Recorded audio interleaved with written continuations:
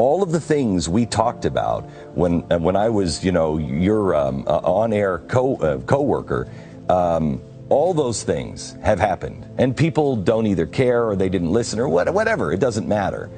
Other things that we talked about and other things that we're now seeing are going to happen. The dollar is not going to last. So what does the world look like?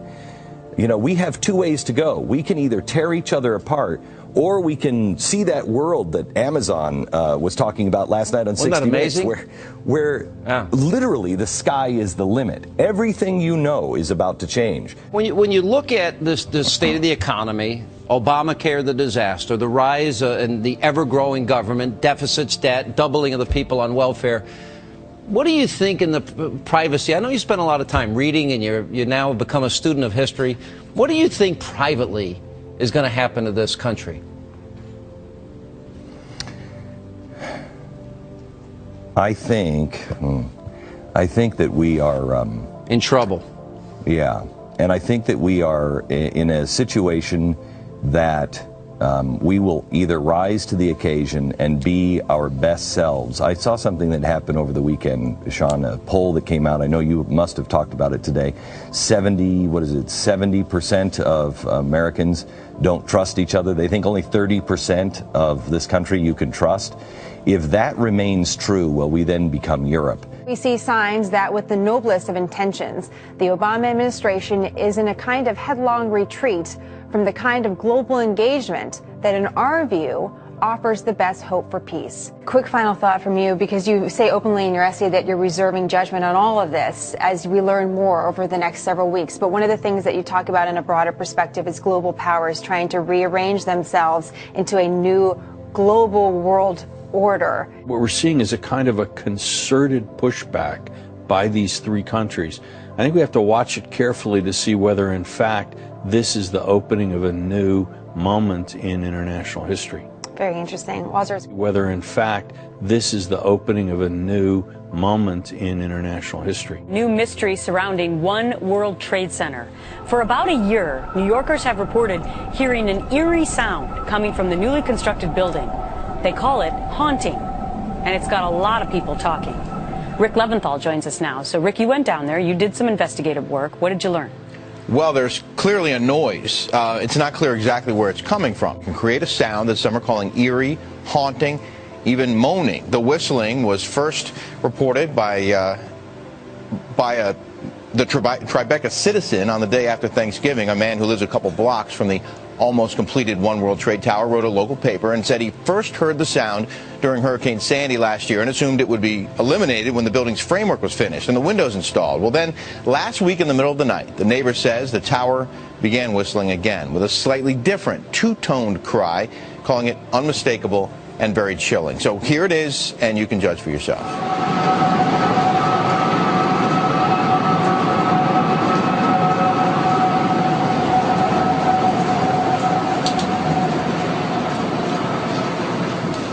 Like, one of them is the mechanical mismatch between humans and electronics, right? So electronics are boxy and rigid, humans are curvy and soft. That's a mechanical mismatch problem. Well, a researcher at the University of Illinois, his name is Dr. Rogers, what he did is he founded a company and they started making electronic tattoos. So I'm wearing one here on my arm. Do we have a camera to get a...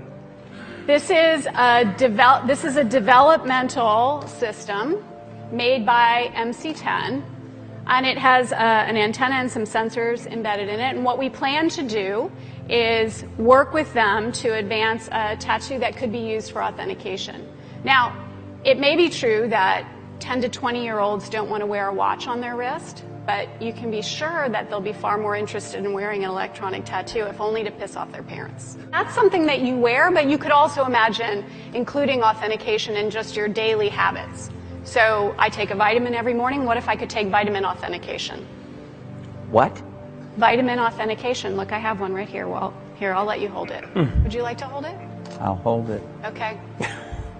So this... You guys see it? This pill has a small chip inside of it with a switch.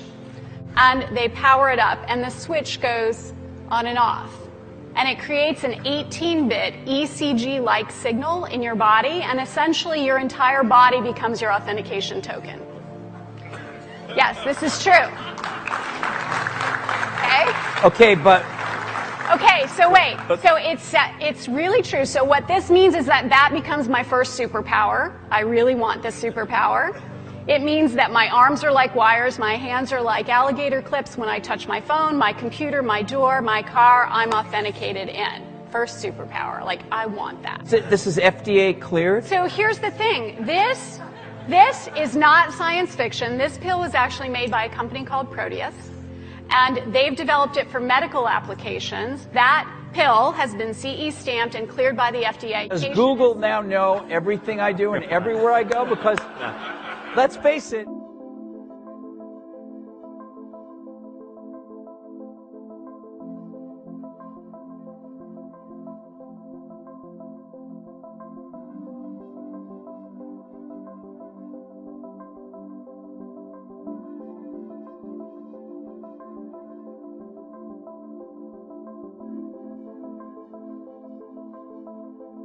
If you have never heard of Bitcoin, you are probably not alone, but the online currency is gaining popularity around the world, and now in eastern Kentucky. WIMT's Brittany Nada looked into the cyber money to try and answer some questions about how it works.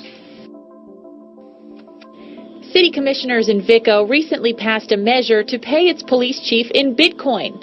It may be a forward-thinking movement, but many of you probably do not understand how it works. Bitcoin is a new currency traded against the dollar, yen, euro, and every other currency around the world.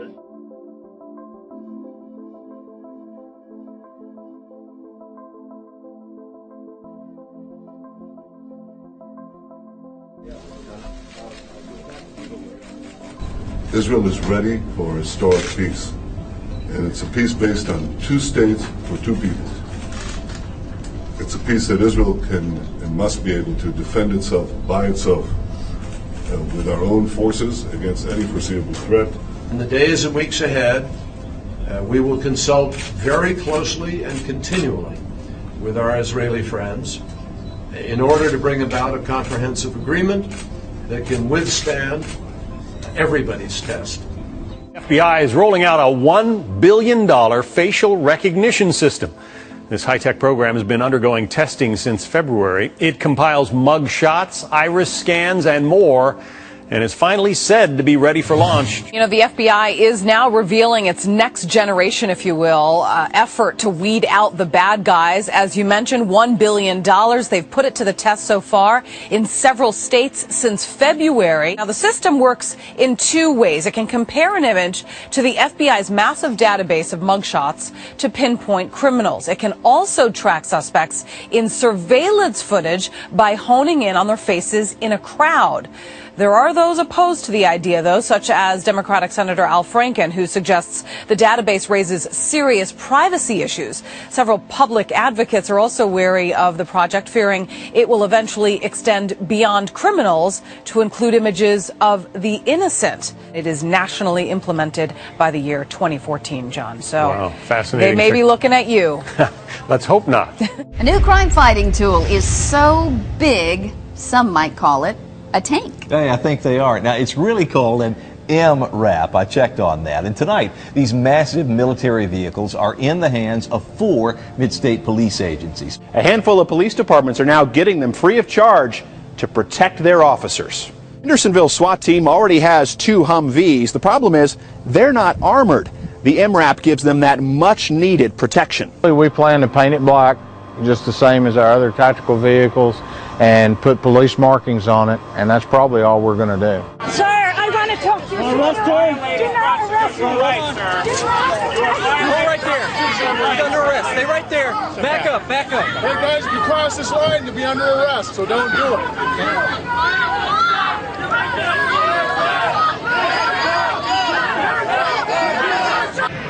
Amy, we're going to get you out of here very soon. Yes, we have everything. This was, Amy, a reporter being arrested by police who were dressed like stormtroopers out of a Steven Spielberg movie.